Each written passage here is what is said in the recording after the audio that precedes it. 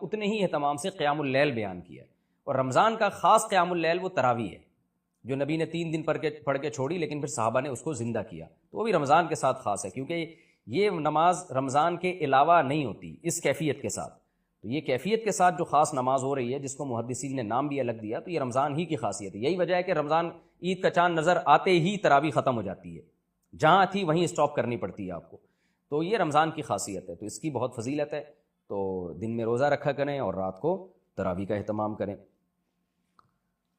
باقی اور بھی بہت سارے اعمال ہیں رمضان میں کرنے کے، نبی صلی اللہ علیہ وسلم صحیح حدیث میں ہے کہ آپ رمضان میں سخاوت کا دریا بن جایا کرتے تھے، کیونکہ ہر نیکی کا ثواب بہت زیادہ بڑھ جاتا ہے، تو رمضان میں صدقہ خیرات بھی زیادہ کرنا چاہیے۔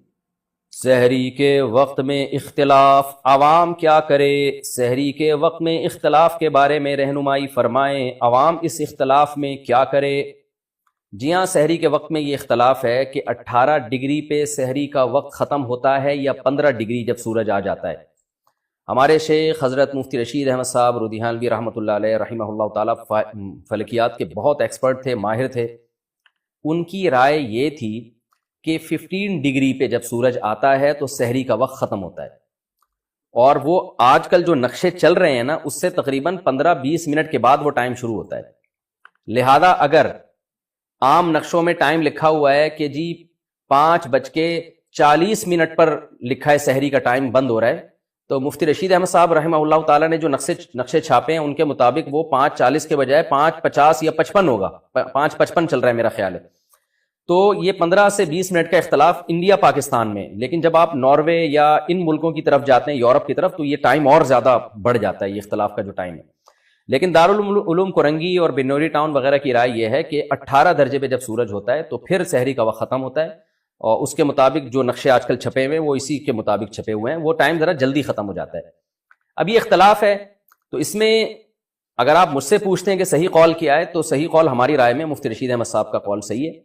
وجہ اس کی یہ کہ وہ مشاہدے پر مبنی ہے، آپ نیوٹرل ہو کے اگر مشاہدہ کریں، یعنی نقشوں کو دائیں طرف رکھیں آپ، اور کسی سے کچھ بھی نہ سنیں آپ، کیونکہ آپ کسی کو ساتھ لے کے جائیں گے نا تو وہ پھر آپ کو نیوٹرل رہنے نہیں دے گا، کسی بھی قول والے کو لے جائیں گے وہ نیوٹرل نہیں رہنے دے گا آپ کو، آپ نے بالکل نیوٹرل ہو کے آپ چلے جائیں کسی ایسے گاؤں دیہات میں جہاں مطلع صاف ہو، اور آپ دیکھیں صبح صادق کا ٹائم خود دیکھیں، کسی بوڑھے کو لے جائیں جو صبح صادق دیکھ کے بتاتا ہو کہ صبح صادق کب ہو رہی ہے اور صبح کاذب کب ہو رہی ہے، اس کو یہ ان اختلافات کا نہ پتا ہو، بالکل نیوٹرل آدمی کو آپ لے کے جائیں تو، اور وہ مشرق کی طرف دیکھے تو ایک روشنی پہلے جو ہے وہ ایسے لمبی عمود میں آئے گی، یہ صبح کاذب کہلاتی ہے، جھوٹی صبح، اور پھر ایک روشنی ایسے عمود میں پھیلنا شروع ہوگی جس کے بعد پھر روشنی ہی روشنی پھیلتی چلی جاتی ہے، یہ ہے صبح صادق۔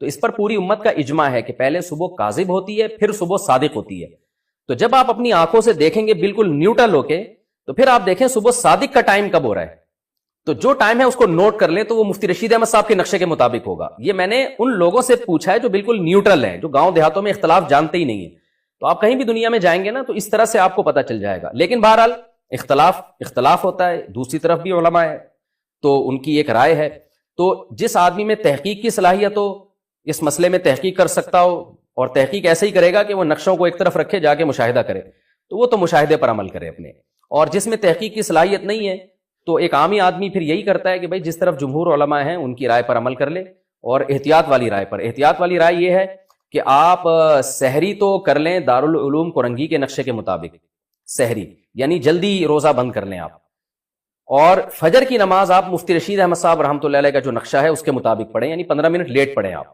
تو اس میں آپ کی فجر کی نماز بھی بالاتفاق صحیح ہو جائے گی سب علماء کے نزدیک، اور روزہ بھی آپ کا سب علماء کے نزدیک ٹھیک ہو جائے گا۔ تو یہ احتیاط والی رائے پر عوام عمل کرے، عوام کو ہم یہی مشورہ دیتے ہیں۔ باقی میرا اپنا معمول اور جو مفتی رشید احمد صاحب کا معمول تھا، اور جامعۃ الرشید کے بہت سے جو ماہر فلکیات ہیں ان کا معمول یہی ہے کہ وہ رمضان کا روزہ بھی مفتی رشید احمد صاحب رحمۃ اللہ علیہ کے نقشے کے مطابق رکھتے ہیں، کیونکہ اس رائے پر ان کو 100% اطمینان ہے۔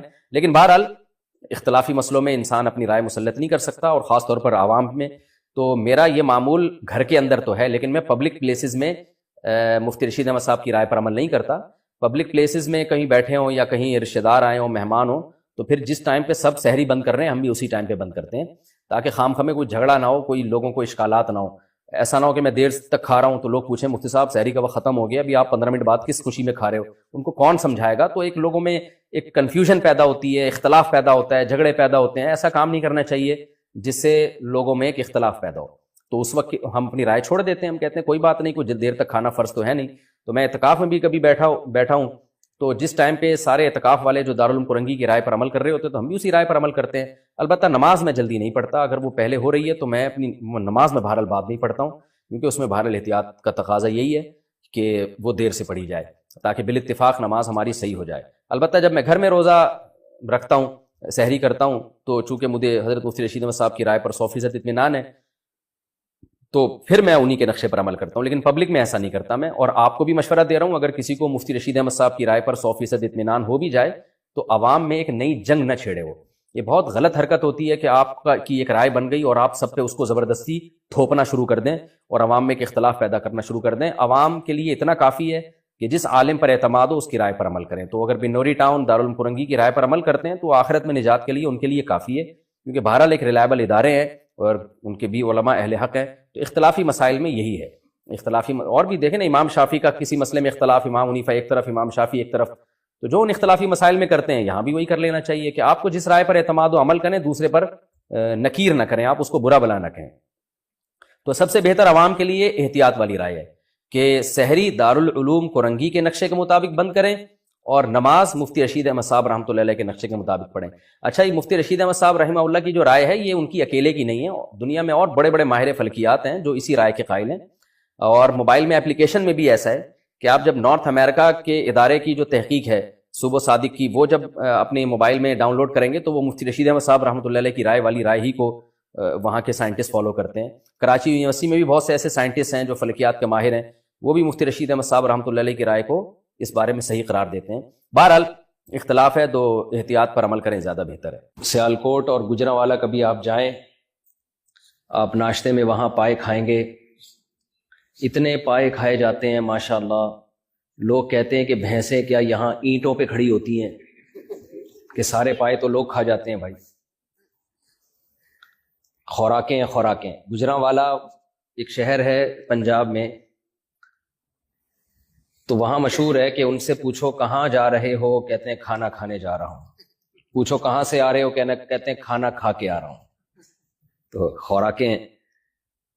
اور ہم کراچی والوں کی خوراکیں ایسی ہیں کہ ایک بہت ہی باریک سے بندے سے کسی نے پوچھا کہ یار یہ تمہاری صحت کا راز کیا ہے. بہت ہی بیچارہ باریک تھا، ایک دبلا ہوتا ہے ایک باریک ہوتا ہے. تو کہتے ہیں خوراکیں ہیں خوراکیں. کہتے ہیں کیا خوراک ہے؟ کہتے ہیں ایک چمچی دودھ نہار منہ گھٹا گھٹ پیتا ہوں. ٹھیک ہے. خیر یہ تو آپ سے تھوڑا سا ویسے ہی گپ شپ تھی، آپ کو گرم کرنے کے لیے، تاکہ آپ تھوڑا ایکٹیو ہو جائیں اور بیان کی طرف آپ دھیان دیں. میں نے جو قرآن مجید کی آیات آپ کے سامنے پڑھی ہیں، دیکھو اللہ تعالیٰ کا ہم پر بہت بڑا احسان ہے. یہ میں کوئی روایتی بات نہیں کر رہا. آپ کو کی اردو بھی تھوڑی سی یہاں لوگوں کی مجھے لگا کچھ تھوڑی سی کمزور ہے، کچھ گجراتی، انگلش، اردو، ہندی مکس چل رہا ہے، تو ایک نئی زبان وجود میں آ رہی ہے. تو کوئی بھی ایسا لفظ میں اردو کا تھوڑا گاڑھا استعمال کروں تو آپ مجھے بتا دینا یار یہ اس کا مفتی صاحب مطلب کیا ہے. سیالکوٹ والے تو میری پوری بات سمجھتے بھی ہیں، لیکن یہاں جو انڈین ہیں ان کو شاید دو چار الفاظ میں کوئی مشکل ہو. بیان سے پہلے میں ایک چھوٹی سی بات جو بڑوں کی بات ہے آپ تک پارسل کرنا چاہتا ہوں. اردو زبان سے اپنا رشتہ مضبوطی سے قائم رکھیں، اردو سے رشتہ ختم نہ کریں. کیونکہ دیکھو دنیا میں دو بڑی زبانیں ہیں جو اسلام کی زبانیں سمجھی جاتی ہیں. یہ تحقیق ہے، یہ مذاق نہیں ہے، یہ ایسی ہوائی فائرنگ نہیں ہے. دنیا میں اسلام کی سب سے بڑی زبان عربی ہے، اس کے بعد اسلام کی سب سے بڑی زبان اردو ہے. اب سب کے لیے عربی بول چال میں مہارت حاصل کرنا تو بڑا مشکل کام ہے. وہ جب تک اس ماحول میں آپ رہتے نہیں ہیں آپ عربی بولنے پر قادر نہیں ہوتے. ہم نے عربی کی بہت بھاری بھرکم کتابیں پڑھی ہیں، عربی گرامر کی اور عربی لٹریچر کی، لیکن بولنے کے لیے پریکٹس چاہیے.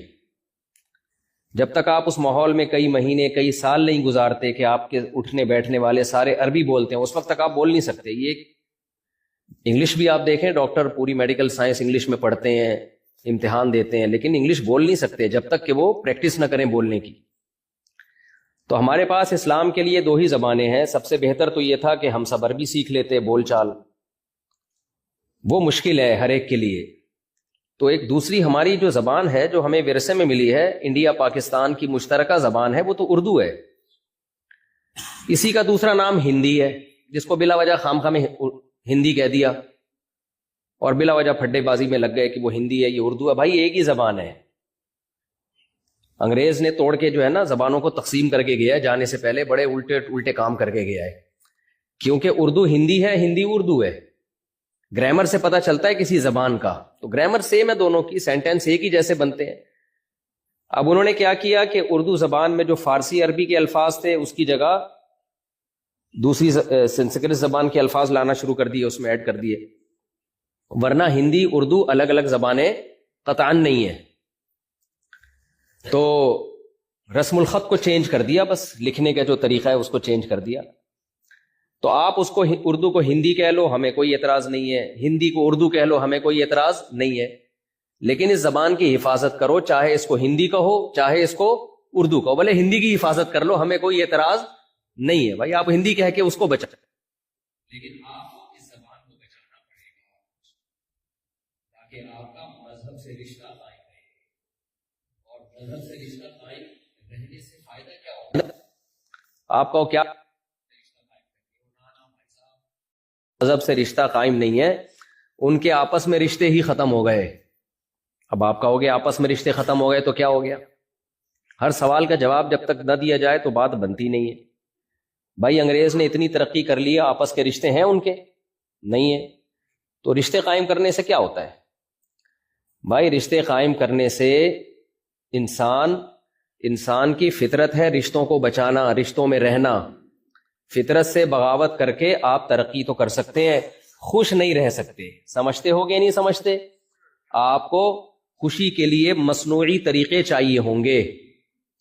تو اگر اپنے کلچر کو بچانا ہے, اپنے رشتوں کو بچانا ہے, تو مذہب کو بچانا پڑے گا. اور مذہب کو بچانے کے لیے اس زبان کو بچانا پڑے گا جس سے آپ کا مذہب سے لنک مضبوط ہوتا ہے. وہ کون سی زبان ہے؟ اردو یا ہندی کہہ لو آپ اس کو. ہاں علماء مدارس میں عربی سیکھتے ہیں, وہ تو سیکھتے رہیں گے, وہ تو پوری دنیا میں سیکھتے ہیں. تو پبلک کے لیے جو زبان ہے جو آپ کے لیے آسان ہے, جس کا, کیونکہ اس کو سیکھنا نہیں ہے, آپ نے بچانا ہے. تو بچانا آسان ہوتا ہے, سیکھنا مشکل ہوتا ہے. تو ابھی بچا لو اس کو. میں یورپ امریکہ میں بھی لوگوں کو یہ بات کہہ کے آیا ہوں وہاں پہ کہ بھائی جو انڈین پاکستانی امریکہ جاتے ہیں, دنیا بھر میں جہاں جہاں جاتے ہیں, اپنی زبان کو محفوظ رکھو, اپنی زبان کو ضائع مت ہونے دو, ورنہ آپ کا رشتہ علماء سے کٹے گا اور پھر آہستہ آہستہ مذہب سے کٹے گا. حضرت مولانا ابو الحسن علی ندوی رحمہ اللہ تعالی بنگلہ دیش گئے. جب بنگلہ دیش پاکستان سے ٹوٹ کے الگ ہوا تو وہاں انہوں نے بیان کیا کہ دیکھو پاکستان سے تم الگ ہو گئے, وہ ایک الگ بحث ہے, لیکن اردو سے رشتہ مت توڑنا پاکستان سے دشمنی میں. ایسا نہ ہو پاکستان سے تم نے الگی اختیار کی تو اردو سے بھی الگی اختیار کر لو. اردو سے رشتہ جوڑ کے رکھنا پڑے گا تمہیں. تو مولانا ابو الحسن علی ندوی رحمۃ اللہ علیہ تو بہت بڑے مفکر تھے, اور جو پیش گوئیاں انہوں نے اس دور میں کی تھی آج وہ من معن پوری ثابت ہو رہی ہیں. تو ان کی بہت ساری باتیں انشاءاللہ میں یہاں مزید بیانات میں مولانا ابو الحسن علی ندوی رحمہ اللہ تعالیٰ کی کچھ باتیں میں انشاءاللہ بیانات میں ذکر کروں گا موقع بموقع. یہاں میرے 3 بیانات اور ہیں. تو ان کا ایک بڑی ایک سوچ تھی ان کی کہ امت کو کس ٹریک پہ چلنا چاہیے, روایتی انداز سے ہمیں تھوڑا سا ہٹنا چاہیے ورنہ ہم آگے نہیں جا سکیں گے. خیر, میں نے جو قرآن مجید کی آیت آپ کے سامنے پڑھی ہے, جب بھی قرآن کی کوئی آیت پڑھتا ہوں دل میں ایک خیال آتا ہے کہ اللہ کا ہم پہ سب سے بڑا احسان یہ ہے کہ اللہ نے ہمیں اسلام دیا.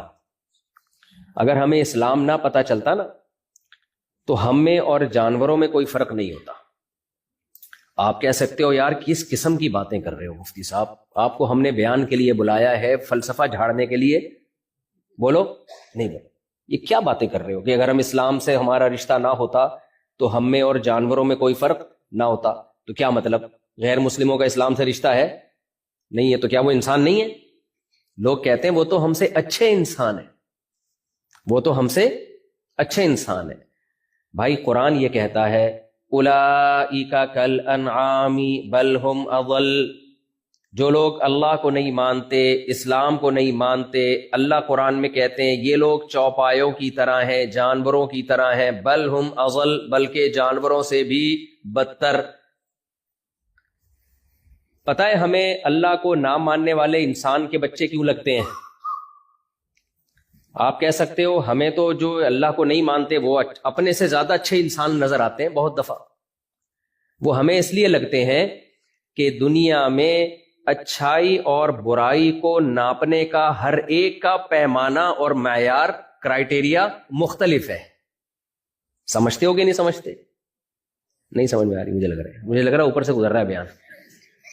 آ رہا ہے سمجھ میں؟ اچھا دیکھو میں ایک مثال سے بات سمجھاتا ہوں۔ آپ کی بیوی والی مثال بہت اچھی طرح سمجھ میں آتی ہے۔ آپ کی بیوی کے لیے آپ اچھے شوہر ہو جب آپ اس کا نان نفقہ پورا کرتے ہو، اسے محبت دیتے ہو، دوستوں میں بالکل بھی نہیں بیٹھتے، ماں باپ پہ اور بیوی بچوں پہ، ماں باپ پہ بہن بھائیوں پہ بالکل بھی خرچ نہیں کرتے، ساری دولت لا کے کس کی جھولی میں ڈال دیتے ہو؟ بیگم صاحبہ کی۔ دوسری شادی کی کبھی بھی بات نہیں کرتے، لعنت بھیجتے ہو صبح شام دوسری شادی پہ، اور اپنی بیوی کو میرے بیان سننے سے بھی منع کرتے ہو۔ تو آپ کی بیوی کی نظر میں آپ سے اچھا انسان دنیا میں کوئی ہوگا؟ ہے بھائی ادھر توجہ، آپ کی بیوی کے لیے آپ سے اچھا انسان دنیا میں کوئی ہوگا؟ بالکل نہیں ہوگا۔ لیکن آپ دوستوں کی نظر میں اچھے نہیں ہوگے، ماں کی نظر میں اچھے نہیں ہوگے، بہن بھائیوں کی نظر میں آپ اچھے نہیں ہوگے۔ تو پتہ چلا بیوی کے لیے جب بیوی کسی مرد کے بارے میں کہتی ہے اچھا یا برا تو اس کا کرائیٹیریا الگ ہے، دوستوں کے لیے کرائیٹیریا الگ ہے۔ آپ کسی کمپنی میں جاب کرتے ہو ہیں بھائی، مثال کے طور پر یہ یاسین بھائی ہیں، انہوں نے اپنی کمپنی میں کسی کو ملازمت کے طور پہ رکھا اور وہ ایک دم صبح 8 بجے ٹائم پہ پہنچتا ہے اور اوور ٹائم بھی لگاتا ہے اور اضافی تنخواہ بھی نہیں لیتا، بہت ایمانداری سے کام کرتا ہے وہ۔ تو یہ یاسین بھائی کیا کہیں گے؟ 2 نمبر آدمی ہے، 1 نمبر آدمی ہے؟ لیکن ان کو کسی نے آ کے بتایا کہ یاسین بھائی یہ آدمی ایسا ہے کہ یہ رات کو چرس پیتا ہے بیٹھ کے، یا اس کا اپنی بیوی کے ساتھ اچھا سلوک نہیں ہے، لیکن ٹائم پہ آ رہا ہے، ٹائم پہ جا رہا ہے، انہوں نے جو کام اس کے ذمے لگایا اس میں وہ 1 نمبر ہے، تو کیا یہ اس کو اپنی کمپنی سے آؤٹ کریں گے؟ ہے بھائی، ایک دن پینٹ میں دیکھا تو سگریٹ کے ڈبے نکلے، گٹکے نکلے، بھائی یہ بولیں گے یار یہ گٹکا کھائے، سگریٹ پیے، میرا لینا دینا کیا ہے؟ میں نے اپنی کمپنی کے لیے ایک بندہ رکھا تھا، اس میں یہ معیار میں بولو پورا اترتا ہے، میں اس کو کبھی، بلکہ میں اس کی تنخواہ اگلے مہینے سے ڈبل کرنے والا ہوں۔ یہی ہوگا کہ نہیں ہوگا؟ تو پتا چلا کہ کمپنی جب کسی جو اپنے ملازمین ہوتی ہے، کمپنی کے لیے ان ملازمین کے اچھے اور برے ہونے کا جو کرائیٹیریا ہے، جو معیار ہے، وہ بالکل ڈیفرنٹ ہے۔ سمجھ میں آ رہی ہے بات کہ نہیں آ رہی؟ اچھا، گھر میں آپ 5 وقت کے نمازی ہو، اتنی بڑی آپ کی داڑھی ہے، شیمپو سے نہاتے ہو روزانہ، ڈیٹول سے نہاتے ہو، تیزاب سے نہاتے ہو، کما کے نہیں لاتے، آپ کما کے نہیں لاتے، اور ایک بیٹا باپ کا ایسا ہے جو میلا کچیلا گندا، کبھی نماز نہیں پڑھی، کما کے جتنا کماتا ہے ساری رقم باپ کی جھولی میں لا کے ڈال دیتا ہے۔ باپ کی نظر میں صاف ستھرا اچھا ہے یا گندا میلا اچھا ہے؟ بولو، جو گندا میلا ہے نا، ابا کہے گا مجھے تیرے شیمپو کی کوئی ضرورت نہیں۔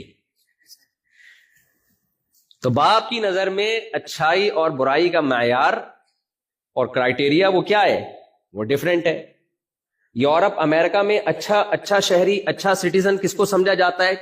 جو قانون کو نہیں توڑے اور ٹیکس ٹائم پہ دے، اماں کو اولڈ ہاؤس میں جمع کرا دے بڑھاپے میں، ابا کو اولڈ ہاؤس میں جمع کرا دے، اس کا اچھے سٹیزن شپ ہونے سے ان کی نظر میں کوئی تعلق نہیں ہے۔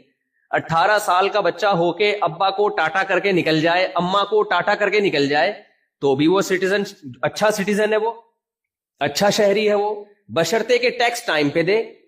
اور اگر کوئی وہ سائنسی ایجاد کرے گا تو اس کو پرائز بھی ملے گا، انعام بھی ملے گا، ایوارڈ بھی ملے گا۔ اس ایوارڈ میں یہ تھوڑی دیکھا جاتا ہے کہ یہ اپنے ابا کے پاؤں دباتا ہے یا ابا کے پاؤں نہیں دباتا، اس نے اپنی ماں کا علاج کرایا تھا یا ماں کا علاج نہیں کرایا تھا، اس کا بیوی کے ساتھ اچھا سلوک ہے یا اچھا سلوک نہیں ہے۔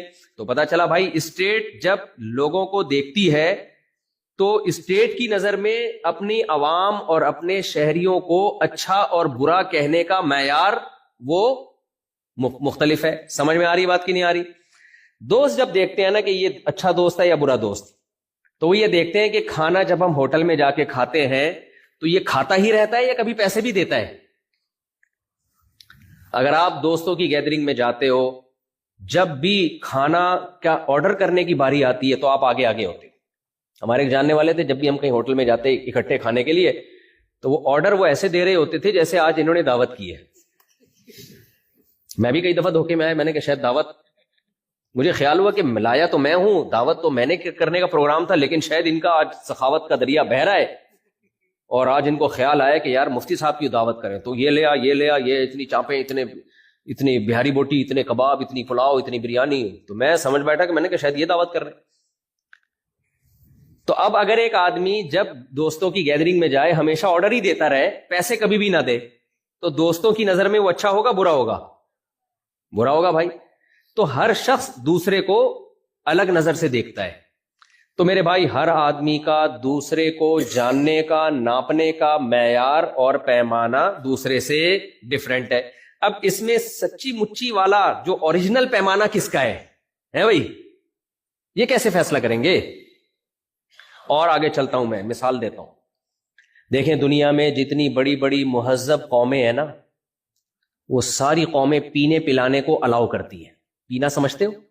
آپ لوگ تو یہاں رہتے ہو، آپ تو صبح شام دیکھ رہے ہو لوگوں کو پیتے ہوئے۔ شراب پینے کو کیا سمجھتے ہیں؟ جائز سمجھتے ہیں، کہتے ہیں کوئی بات نہیں، اس کا اپنا پرسنل معاملہ ہے، اگر کوئی آدھی بوتل ایک بوتل پی لیتا ہے۔ جب بھی میں یہ پینے پلانے کی بات کرتا ہوں مجھے ایک شعر یاد آتا ہے، جو پرانے لوگ ہیں وہ سن سن کے شاید بور ہو جائیں، لیکن نئے لوگوں کو بڑا مزہ آئے گا۔ جو نیا اللہ معاف فرمائے، اللہ سب کو شراب سے بچائے لیکن شرابی جو شراب اتنی غلیظ، اتنی گندی، اتنی پلید، اتنی ناپاک چیز کے شریعت نے حکم دیا، آپ یہاں یہ حد جاری نہ کر دینا۔ یہ شریعت کا حکم ہے، جو جہاں اسلامی حکومت ہوگی تو خلیفہ کو یہ اجازت ہے، آپ یہ خود نہ کر لینا یہ کام، ورنہ لینے کے دینے پڑ جائیں گے۔